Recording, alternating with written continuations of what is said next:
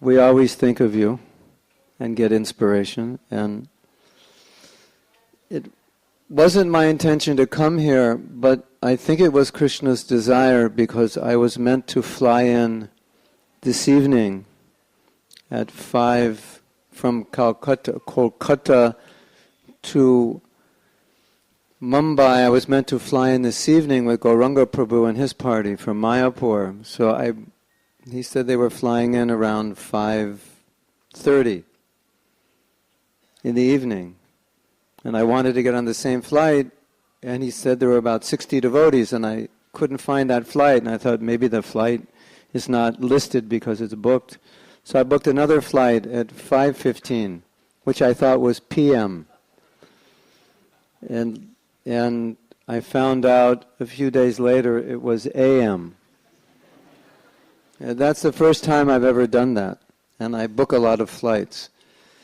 So then I tried to cancel it, but the cost of cancellation was the same as the cost of the airline, of the flight. So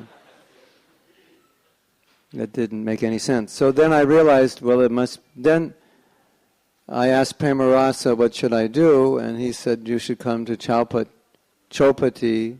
Then I realized, that Krishna had bewildered me, and I didn't see the difference between AM and PM. So that's why I'm here. Sri Sri Radha Gopinath Ki Jai. So we also have another program tonight if you stay after Prasadam. My wife, Janava Devi, has made a film which has only been shown a few times. It's actually not officially released. And it's only been shown a few times in India and a few times in Europe. And I brought it tonight, so we decided we would show it after Prasadam. And it's called Women of Bhakti. And His Holiness Radhanath Swami is in the film. And we showed him the film in Mayapur. And what it is, it's a film that interviews devotees and people in the yoga world in America who are famous. And as we were watching the film and all these famous yoga people were being interviewed, Radhanath Swami said, I know that one, and I just talked to that one, and that one just called me. So it's a wonderful film. It shows you how we're preaching in America, but it's a great film on bhakti, just to inspire us. So if you'd like to see that, then that would be around when? 4 o'clock, I guess? Or whenever we finish.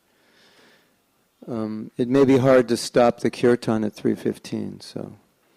But technically, if we stop at 3:15 and take prasadam, then it will be around 4. And so, this afternoon, I was asked to speak about Lord Varaha, because I was told that you're discussing the Dasavatars every Sunday. So today we'll speak about Varaha. Ma Om Vishnu Bhadaya Krishna Prasthaya Bhutale Srimate Bhakti Vedanta Swamini Ti Namane. So what I would like to do is read the verses from the Bhagavatam and some of the purports. And if I don't read the verses, I will just explain the story. I will explain the story and read the verses. I'll do both.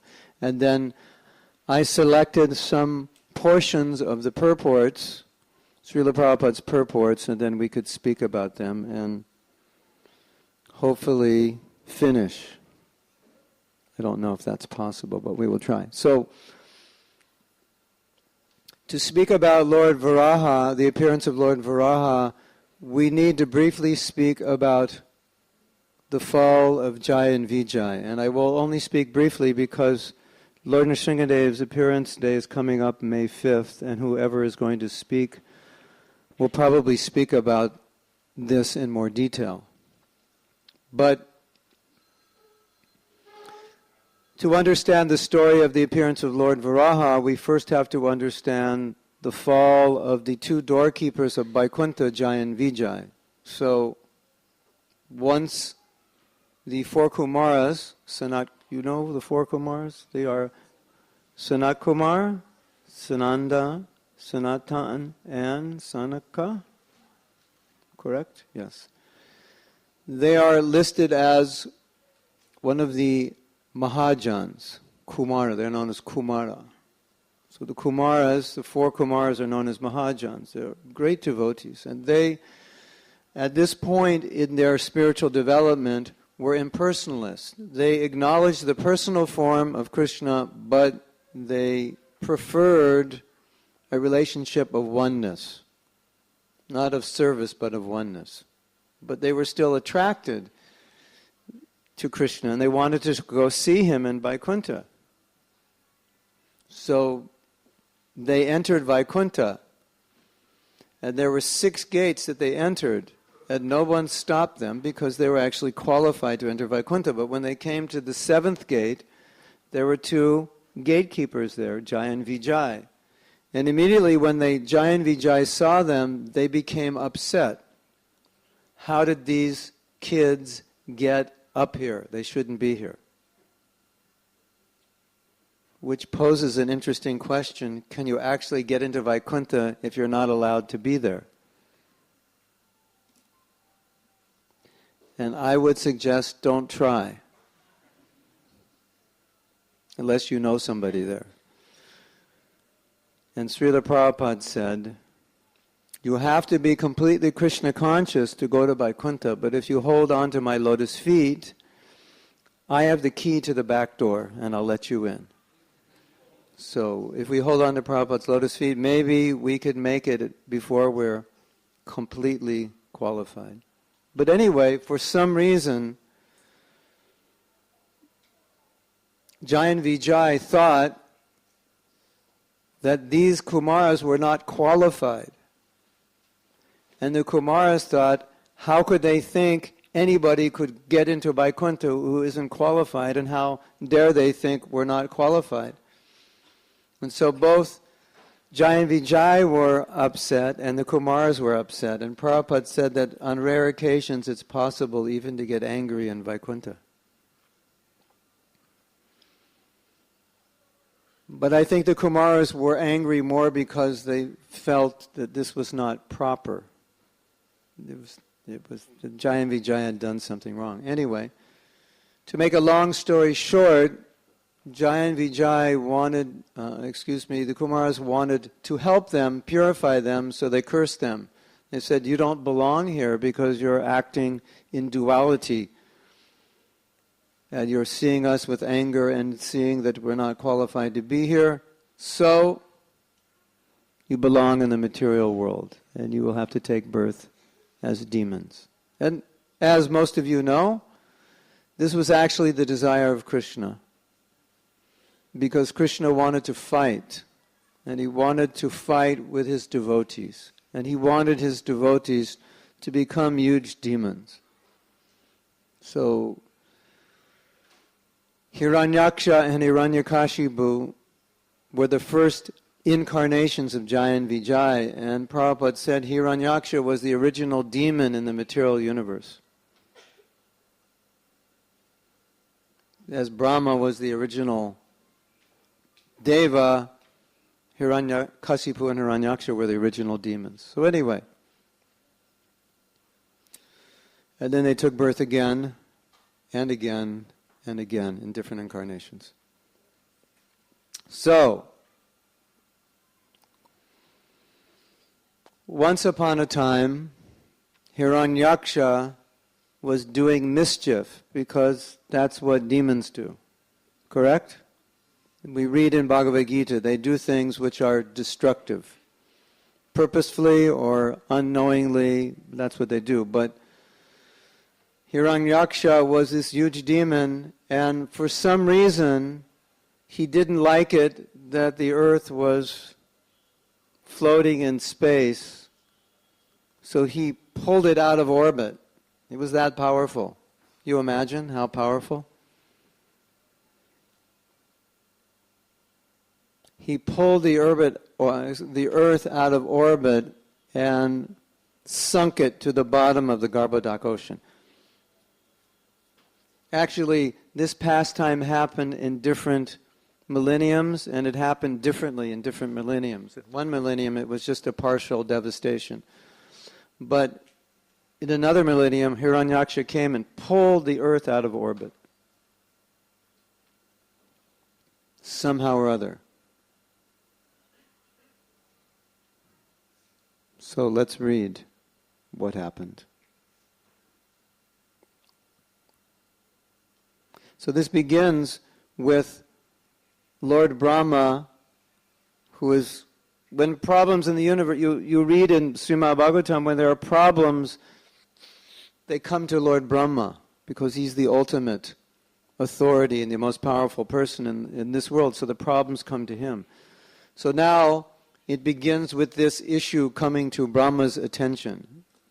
And this is from the 3rd canto, 16th chapter. This is text 16.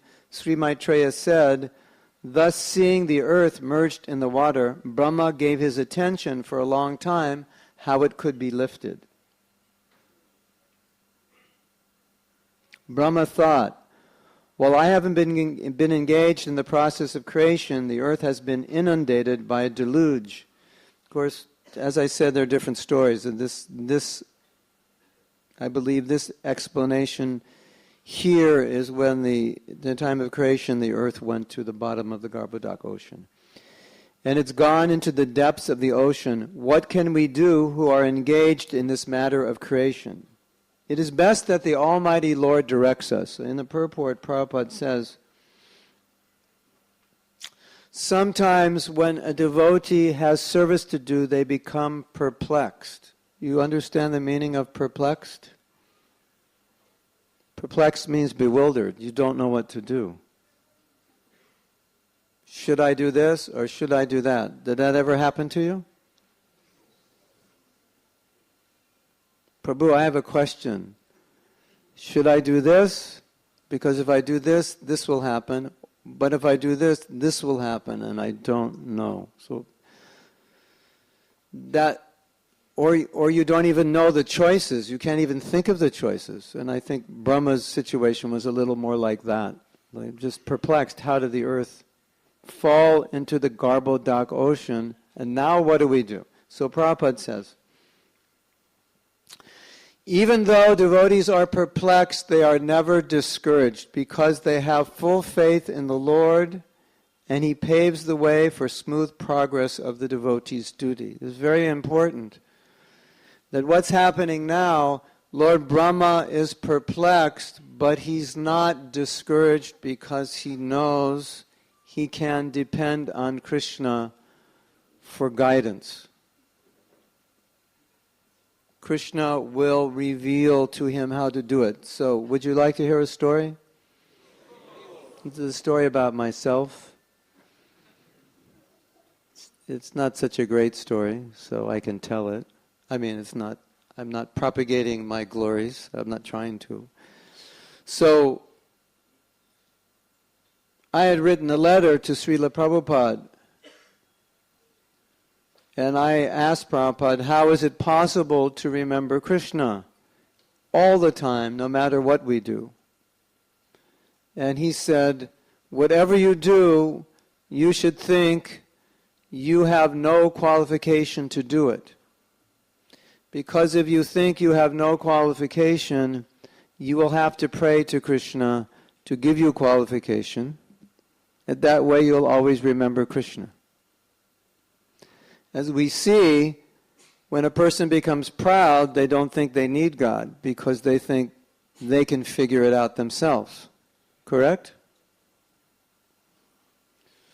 So the opposite is true. If you think you can't, you think of Krishna. So Prabhupada said, I was a temple president at that time, so he said, you should think if Krishna doesn't help you, if he doesn't give you intelligence how to run the temple, all the devotees in the temple will leave. That was all three.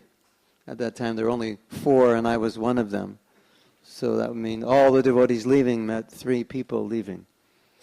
This was in 1970. So he said,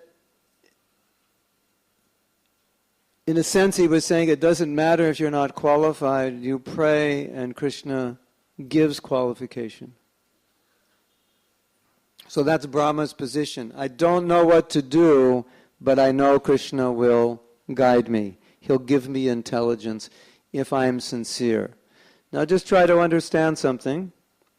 Those of you may not know the history the details of the history of ISKCON. This story, which I'm telling you, was a temple, one of the main temples. It was in Vancouver, Canada. That's one of the big cities of the world. This was in 1970, and there were 4 devotees, which was an average-sized temple. There are more devotees here in this building right now than were in the entire Hare Krishna movement in 1970. And I was put in charge of the temple. I had been a devotee 8 months, and I was 20 years old. How many 20-year-olds here do we have who have been devotees 8 months? Would you like to start a temple?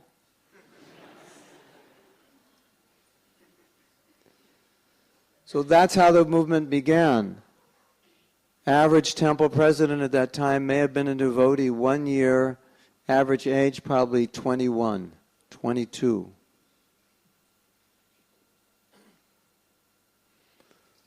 What were they doing a year before that? They weren't born in Gujarat of parents who were worshipping Bal Krishna for 45 generations. We don't want to say what they were doing. You know what they were doing. And now, they're running temples. How is that happening? Who's running the temple? Krishna. By giving intelligence to the sincere devotee.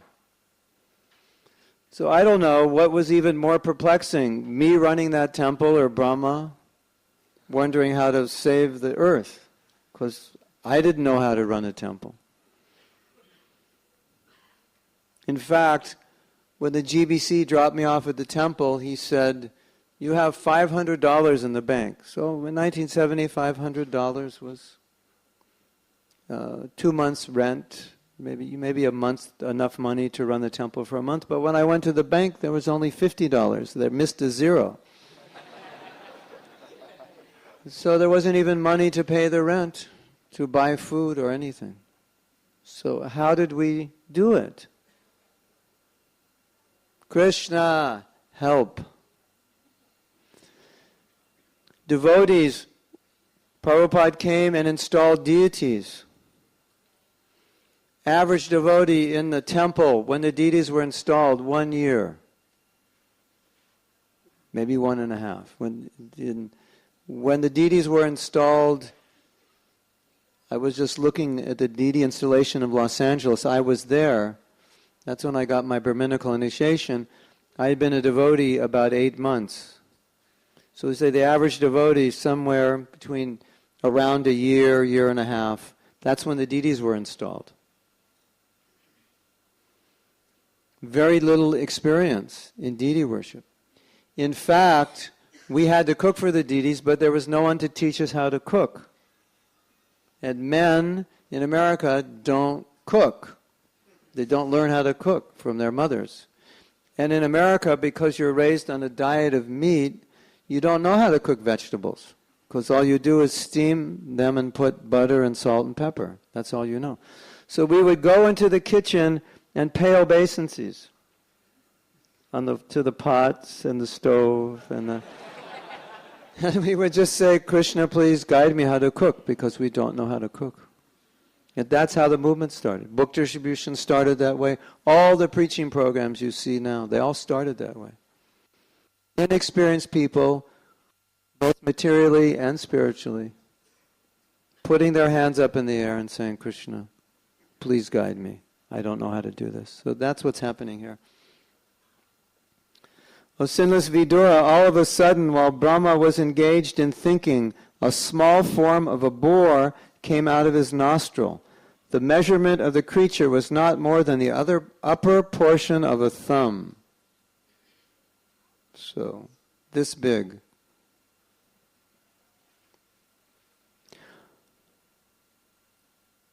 How many of you think boars are beautiful?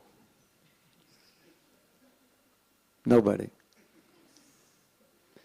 So one of the important things to understand in this pastime is the verse from Bhagavad Gita, Janma karma cha me divyam evam yobeti tattataha takta deha puno janma naiti mam eti. So Arjuna, Krishna is saying, if you understand my birth and activities in truth, tattva, then you're liberated.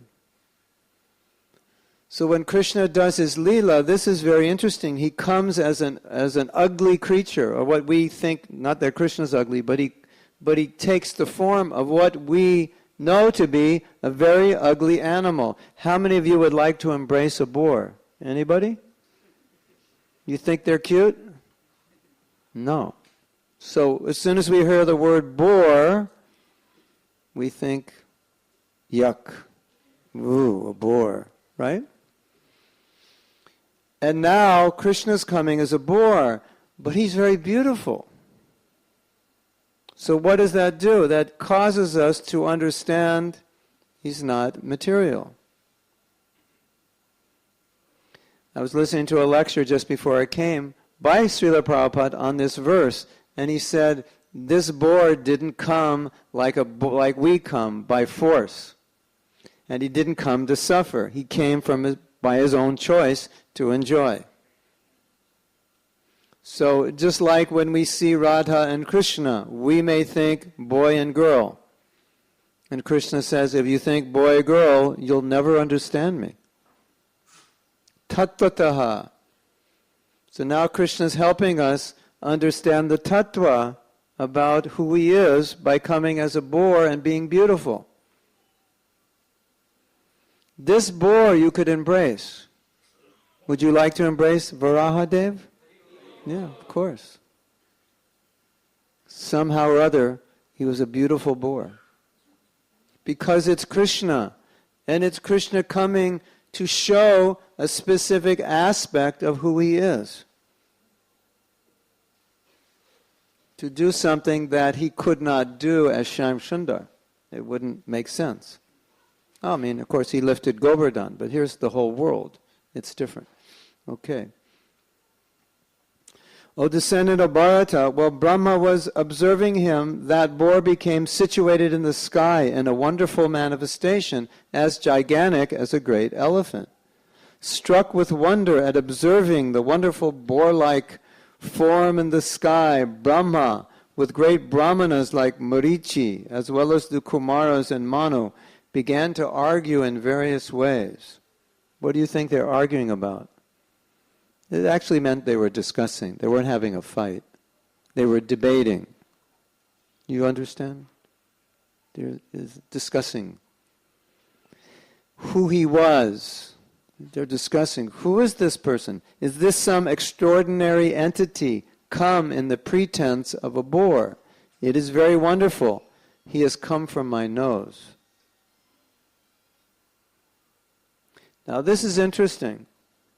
If you think about it, Brahma is thinking, I don't know how I'm going to solve the problem, but I know Krishna will help me solve it, and then Krishna comes out of his nose.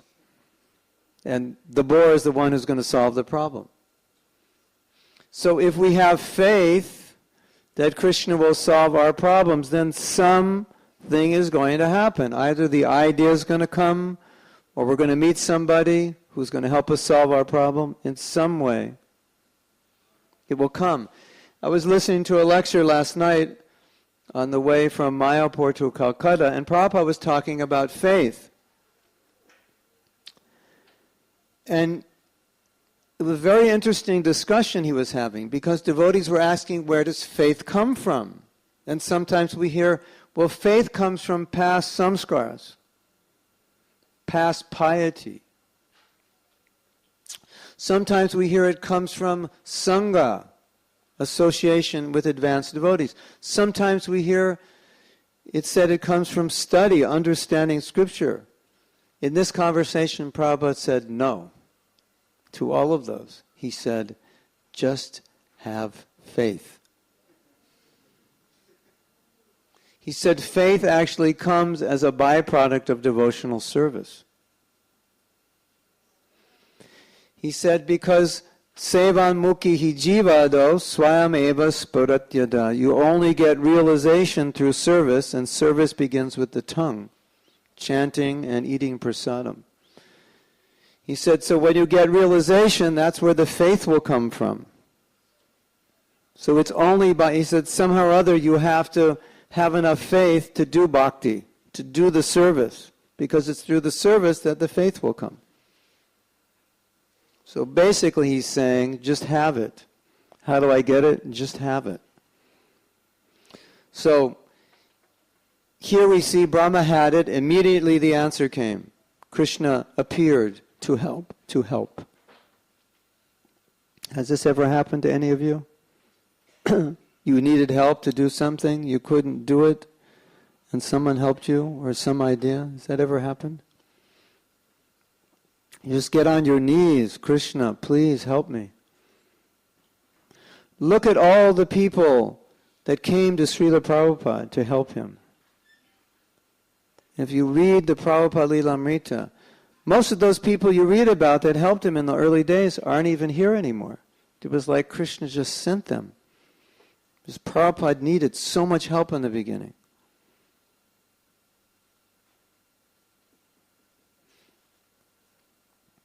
So that's faith. That if we have a problem, if we have a need, if we have faith, Krishna will fulfill it. He'll give the answer, he'll help us. So they continue their argument. First of all, this boar was seen no bigger than the tip of a thumb. And within a moment, he was large as a stone. My mind is perturbed. Is he not the Supreme Personality of Godhead? So Brahma is thinking, well, who else could he be? They say big as a stone. Actually, Prabhupada said he extended all the way to the higher planets. So you can imagine he has to carry the earth. How big is he? What's the diameter of the earth? Who knows? How large is it? 12,000?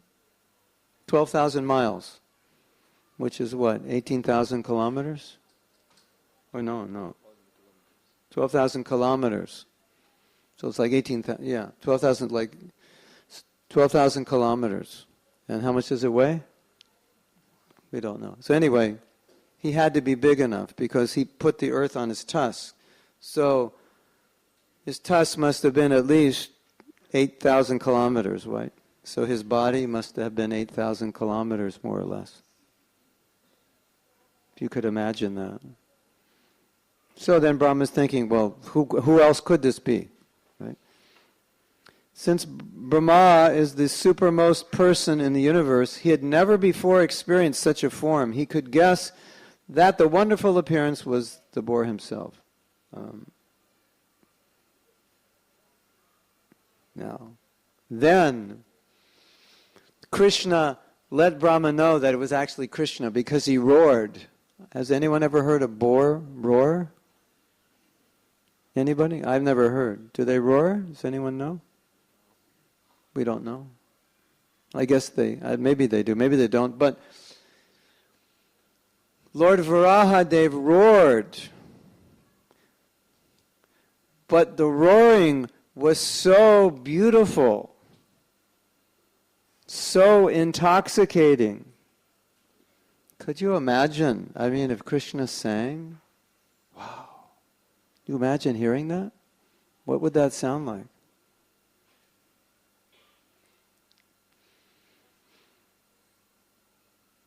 Just can't imagine. So Brahma heard this sound and it was so beautiful. So not only beautiful, but hitting the soul, the heart, transcendentally ecstatic. He could understand, this is Krishna.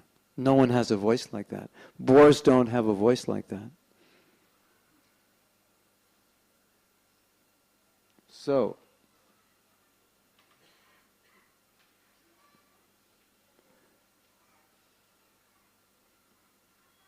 then the sages on the higher planets, they understand this was the Vedas personified. Lord Boar is the Vedas personified because the Vedas, the breathing of Narayana, and so the Brahma got the Vedas, and then the boar came out of Brahma's nose, his breath, so this is the personified Vedas. So they chanted prayers to glorify him, the personified Vedas. So then, Lord Boar got ready to dive in the Garbhodak ocean, and because the earth was sitting at the bottom, and then this is what he did. Before entering the water to rescue the earth, Lord Boar flew in the sky, slashing his tail. This is, how long is his tail? 4,000 kilometers?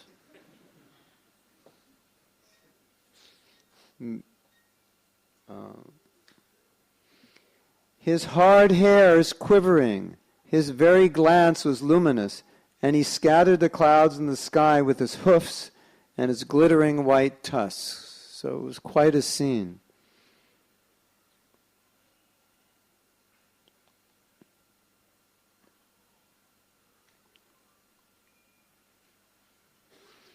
So then,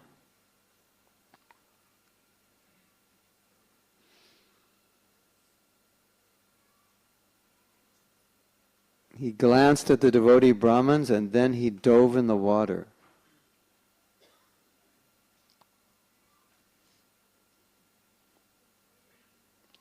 And then a tsunami happened. If a 8,000 kilometer wide boar dives into the water from the sky, that's a problem. If you live near the Garbhodak Ocean, if you have a beach house by the Garbhodak Ocean, it's going to be a problem. Diving into the water like a giant mountain, Lord Boar divided the middle of the ocean, and two high waves appeared as the arms of the ocean, which cried loudly as if praying to the Lord, "O Lord of all sacrifices, please do not cut me, give me protection."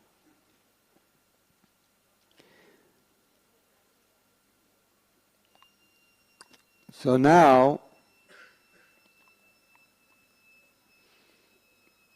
Prabhupada said, he didn't, because he's a boar, he found the earth by smell, not with his eyes. He smelt it, and he smelt it at the bottom. He went down to the bottom, and then what did he do?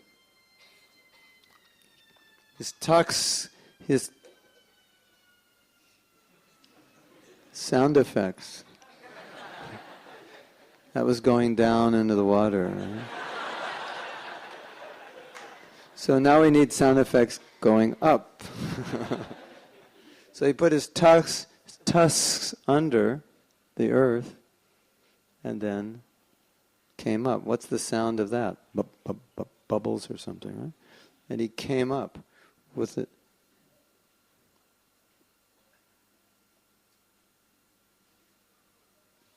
Now, it's said here, it doesn't talk a lot about the fight he had with Hiranyaksha. We all like to hear, especially the men, we like to hear a good fight, and it's not in the Bhagavatam. Like, it's only one verse or two verses. Lord Boar very easily took the earth on his tusks and got it out of the water. Thus he appeared very splendid. Then his anger glowing like the Sudarshan wheel, he immediately killed the demon Hiranyaksha, although Hiranyaksha tried to fight with the Lord. It says immediately, so it doesn't sound like they had a long fight.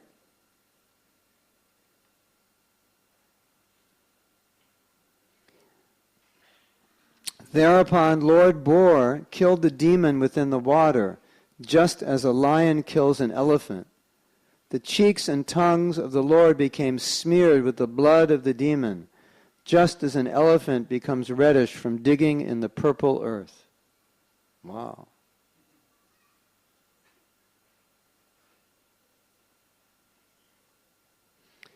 Then the Lord, playing like an elephant, suspended the earth on the edge of his curved white tusks. He assumed a bluish complexion like that of a tamal tree, and thus the sages, headed by Brahma, could understand him to be the Supreme Personality and offered him obeisances. And so, the next verses up to verse 42 are prayers.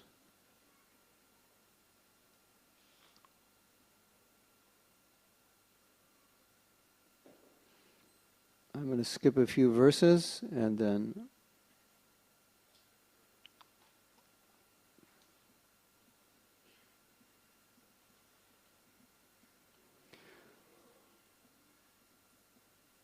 O Lord, there is no limit, this is one of the prayers, there is no limit to your wonderful activities. Anyone who desires to know the limit of your activities is certainly nonsensical. Everyone in this world is conditioned by the power of mystic potencies. Please bestow your causeless mercy on these conditioned souls. And Prabhupada explains, it's a very interesting point here, that Krishna, because he's transcendental, if you try to understand him logically, he's not going to fit within your logical mind. But at the same time, Prabhupada says we should preach logically, right? And criticizes other religions that are not logical, right? But at the same time, there's a dimension or a level you come to where things become illogical. Because if you could figure out God with your mind and understand him, it would mean he's material because your mind's material. Right? If a mind can understand something perfectly, that means what it's understanding must not be beyond it. And it's because Krishna's beyond it, there's going to come to a point where what he does will not make sense. It's transcendental. So, this verse explains that, and Prabhupada's just making the point. There's a nice story, I'll tell you. But Prabhupada's making the point, as he did with faith, there's a point you come to where your understanding, it hits the limit of what you can possibly understand with your mind intelligence, and then beyond that you could only understand it through service. So, very nice story. There was a professor who went to see Srila Bhaktisiddhanta Saraswati Thakur, and Srila Bhaktisiddhanta Saraswati Thakur said, at the present time I am busy, you can ask my disciples whatever questions you have, and then you can come back to me if you need more clarification. So this professor went to the disciples. The disciples were engaged in cleaning the deity plates and paraphernalia. And they invited the professor to help. So that we can answer your questions, but we have to finish cleaning the plates. But if you like, you can help us. I guess India was a different time, or perhaps they knew the professor. Anyway, they engaged him. Actually, it was the system in Gaudiya Math that the first service you would get would be cleaning pots. That was like, you come, you're the top student in all of India, and you join the Chopati temple, and your first service will be pot cleaning. Or at least if it was a Gaudiya Math, that's what you would do. You would clean pots for a while. Just so you understand your position, So anyway, he said, okay. And then after they finished, he left, didn't ask the questions. And he went to Bhaktisiddhanta and said, so, did my disciples answer your questions? He said, no, all the answers to the questions came while I was cleaning the deity paraphernalia. So, in other words, there are certain things we could never, ever, ever, ever, ever understand. Let's try that again. There are certain things we could never, ever, ever, unless we do service.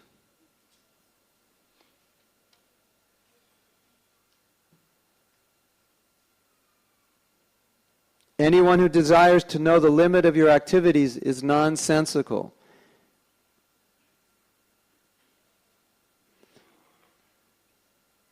The Lord, thus being worshipped by all the great sages, touched the earth with his hooves and placed it on the water. In this manner, the personality of Godhead, the maintainer of all living entities, raised the earth from within the water, having placed it afloat on the water. He returned to his own abode. Now, all of you who've sat here patiently get a prize. Would you like a prize? Okay, I'm going to tell you what your prize is. It's in verse 38. It's verse 48. If one hears and describes in a devotional service attitude this auspicious narration of Lord Bore, which is worthy of description, the Lord, who is within the heart of everyone, is very pleased. Now, if you could please Krishna, what more would you want? Actually, Prabhupada said that. Said, if you can please Krishna, what else is there? Right? To know that what I've done is pleasing to Krishna. So Krishna is very pleased for all of you who've stayed awake for the last 20 minutes and didn't space out too much and heard this story. You know we're supposed to hear with rapt attention. So those of you who heard with rapt attention really please Krishna even more.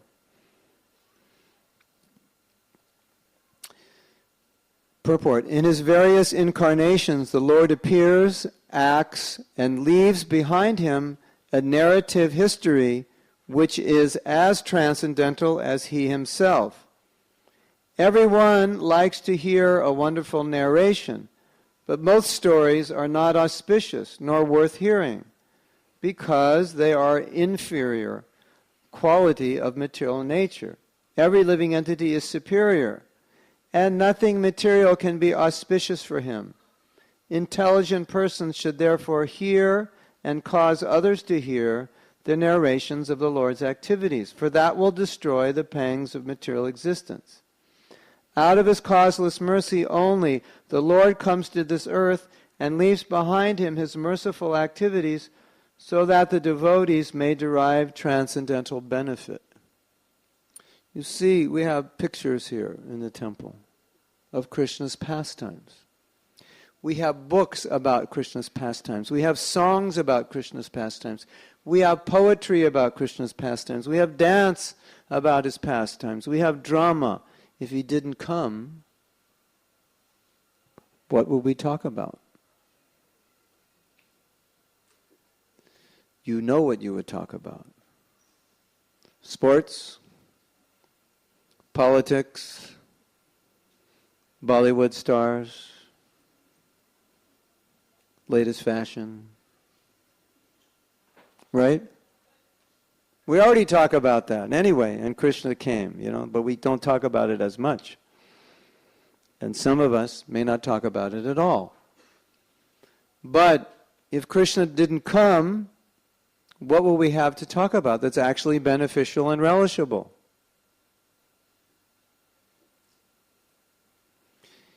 In America, you must have these magazines here. What do they call them? People.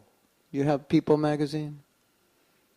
You have People magazine. And who are the people in People magazine? I call it the Mahajans of the material world. The people who have the beautiful bodies and the beautiful faces, but their hearts may not be beautiful at all, and therefore not really the best people to hear about if you want to uplift yourself spiritually. Correct? So, but for people in the material world, these are the Mahajans, the movie stars, the sports stars, and the politicians. Right? And the music stars. We call them rock stars because rock and roll. But you don't call them, what do you call them in India? Not rock and roll, because they don't play rock and roll. But the singers, what do you call them? Singers? Pop stars, yeah, whatever. But yeah, pop stars, all right.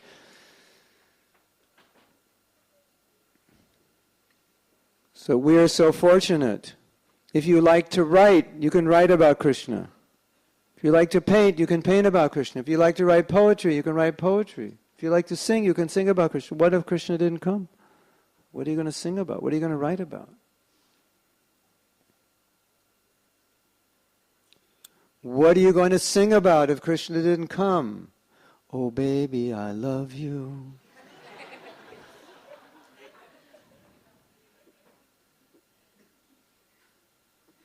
If you ever leave me, I'll die.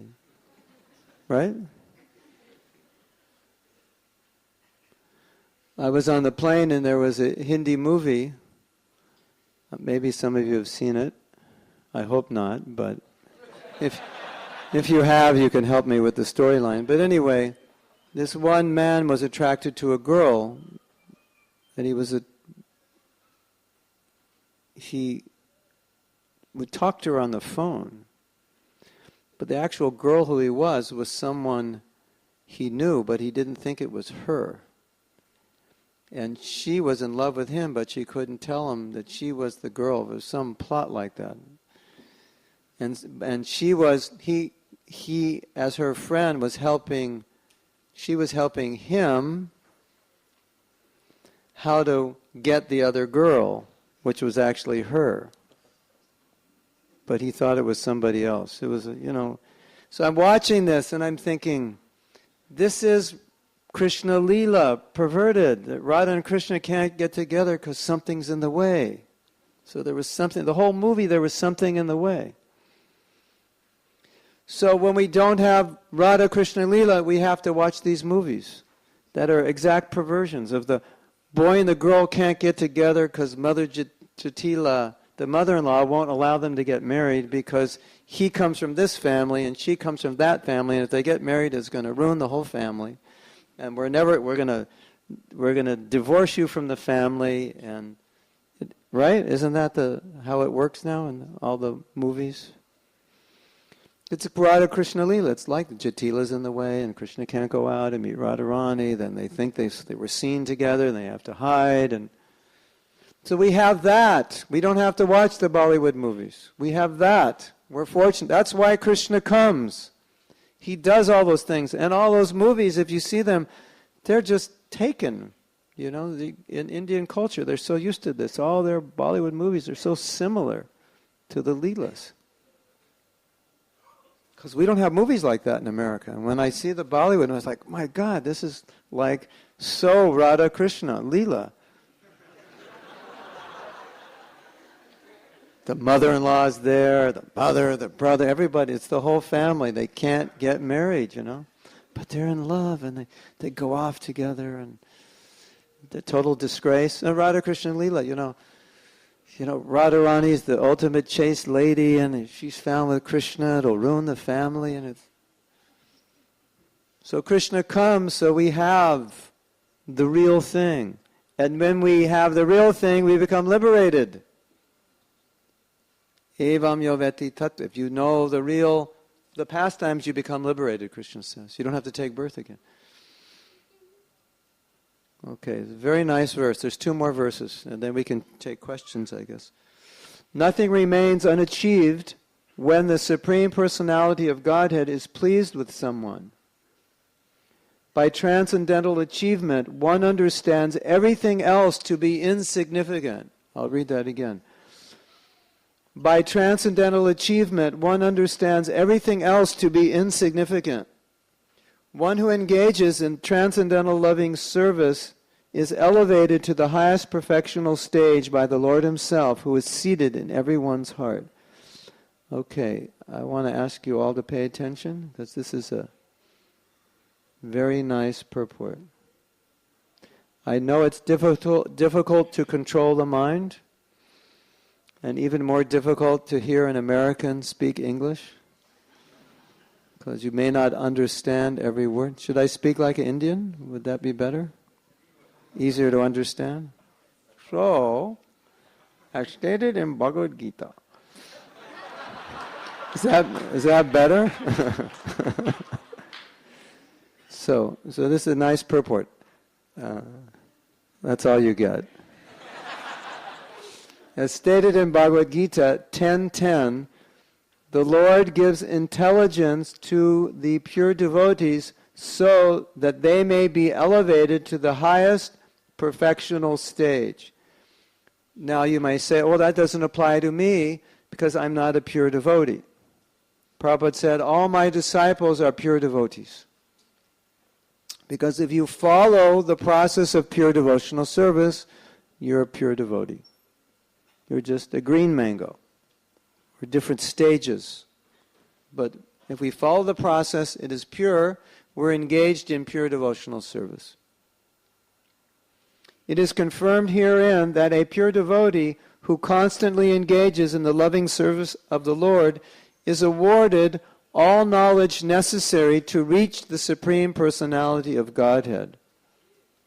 For such a devotee, there is nothing valuable to be achieved but the Lord's service. If one serves faithfully, there is no possibility of frustration because the Lord Himself takes charge of the devotee's advancement. You like that? If you don't remember anything else, this we should remember this. If one serves faithfully, there is no possibility of frustration because the Lord Himself takes charge of the devotee's advancement. The Lord is seated in everyone's heart, and He knows the devotee's motive and arranges everything achievable. In other words, the pseudo-devotee, that means the devotee who's pretending, who is anxious to achieve material gains, cannot attain the highest perfectional stage because the Lord is in knowledge of his motive. One merely has to become sincere in his purpose, and then the Lord is there to help in every way. So what this means is, if a devotee is sincere, it is impossible to not become Krishna conscious. The only reason we would not or cannot become Krishna conscious is because we don't want it. That's the only reason. But if we want it, Krishna is saying here, He will give it. He'll guarantee. It's guaranteed He will give it. What did Prabhupada say? There is no possibility of frustration because the Lord takes charge of the devotee's advancement. So a very important point in this regard was a conversation in which a devotee asked Prabhupada an important question. The devotee said, Srila Prabhupada, what is the greatest obstacle to advancing in devotional service? It's a good question. How many of you think that's a good question? Would you like to know the answer? I could tell you when I come back next time on my annual 15-year return. Or I could tell you now. Would you like to hear now? Hopefully I'll come back before 15 years, if you allow me. So Prabhupada said, you are the greatest obstacle.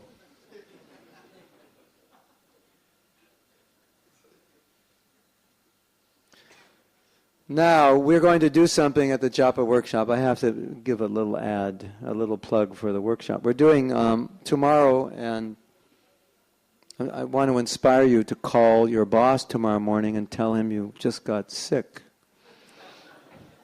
And you have a special disease that lasts for 4 days. So you'll be back to work Friday morning. So, in the Japa workshop,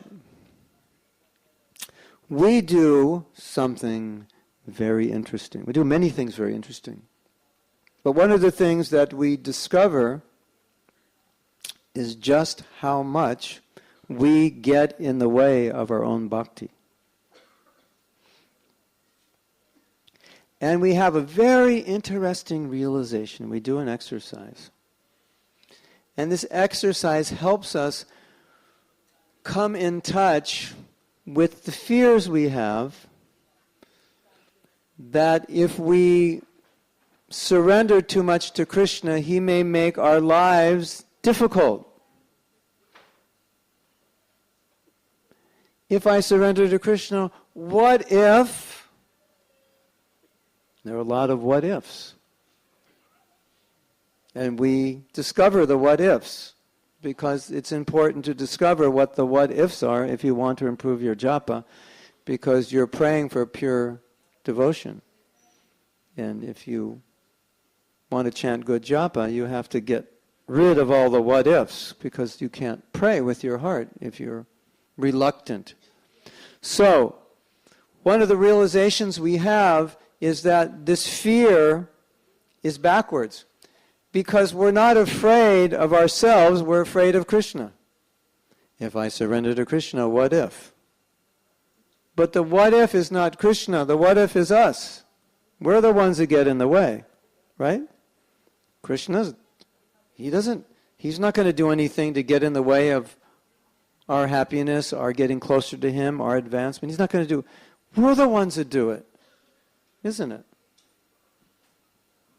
We're so afraid, if I surrender to Krishna, what if? We should be extremely afraid of our own selves. Why are we afraid of Krishna? Think Krishna's going to hurt you? Think Krishna's vicious? If my devotee surrenders, then I'm going to make him suffer. He deserves it. No, that's not Krishna. When you surrender to Krishna, Krishna is going to expand the sweetness of the relationship. But it's actually ourselves who are causing our own suffering because of our reluctance. In the prayer Prabhupada, in a lecture Prabhupada gave on the Vyasa Puja of Srila Bhaktisiddhanta, he talked about my causeless unwillingness to surrender. There's a conditioned unwillingness to just do it, right? So, the only person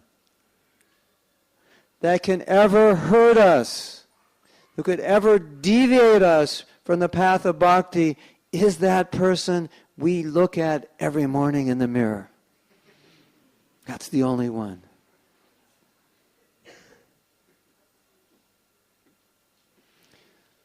If we want Krishna, we will get him. Guaranteed.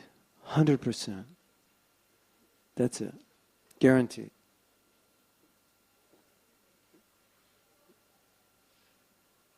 And we'll read the last verse. Who other than one who is not a human being can exist in this world and not be interested in the ultimate goal of life? Who can refuse the nectar of the narrations about the personality of Godhead's activities, which by itself can deliver one from all pangs? Prabhupada writes, the narration of the activities of Krishna is like a constant flow of nectar. No one can refuse to drink such nectar except one who is not a human being. Devotional service is the highest goal of life for everyone, and devotional service begins by hearing about the activities of the Lord. Only an animal or a man who is almost an animal can refuse to take such interest in hearing the messages of the Lord. There are many books about the histories in the world, but except for histories of the narrations of the topics of the personality of Godhead, none are capable of diminishing the burden of material pangs. Therefore, one who is serious about eliminating material existence must chant and hear of the transcendental activities of the personality of Godhead. Otherwise, one must be compared to non-humans. Prabhupada said, perhaps in the history of the world, I am the first person who is boldly declaring that people are not humans. He said, well, that's what Yavana Malecha means. You're not a human. You're outside of Vedic culture, so you're subhuman. So these narrations are meant for humans, and if you hear them, then you become a human being.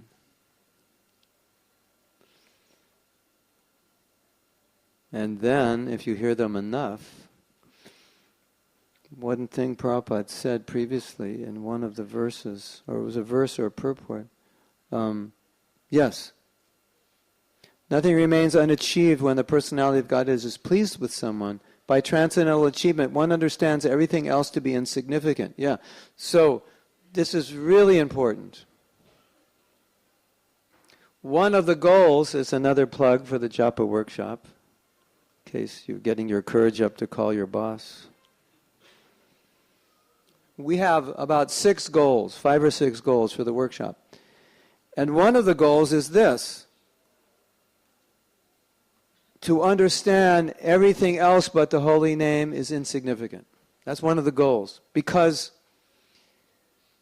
when you actually get a taste for the holy name, that taste is so strong and powerful that the consequence or the symptom or the byproduct of that is you start to feel that, as Bhaktivinoda Thakur said, there's nothing else in all the 3 worlds but the holy name. Would you like to feel that way? Wouldn't that be wonderful? You're chanting, and you're so absorbed in chanting, you feel, this is nothing more than this that I want. Just the holy name. It's so much nectar. It's so wonderful. I want nothing but this. Would you like to achieve that position? Okay, sign up on the paper outside the temple room. And you'll get it. It's one of the goals. Because otherwise, we don't want to spend the rest of our life struggling to get a taste, to finish our rounds. We don't want to do that. That's not good. That's a sign that there's a problem, because the holy name is sweet. And when the holy name is tasted as sweet, also Krishna's pastimes, they also become sweet.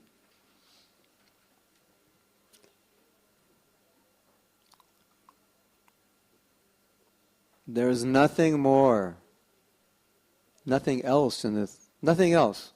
You walk down the street, you don't see anything. There's nothing else. Nothing has any attraction to you. 0. No attraction. Only the holy name.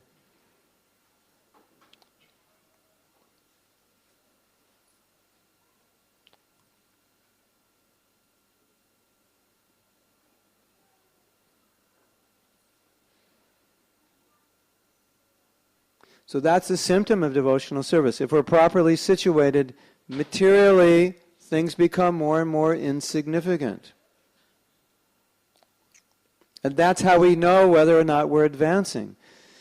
If things become more and more significant, we know there's a problem. But if we see things in this world and we're just losing more and more interest, and the things of the transcendental world become more and more attractive, then we know we're advancing. Right? It's built in, you could know immediately. So any of you who would like to get that taste, I invite you to come. If you can't make it, then you can come to Juhu on Friday night, Saturday and Sunday, if you like. But I think coming to the Govardhan Ashram is special. Govardhan Eco Village, special. Because we'll have kirtan every night also. Thank you very much. Srila Prabhupada Ki Jai. So we have time for questions if anyone would like to ask. And then we will do the Brahma Samhita and then we'll do kirtan.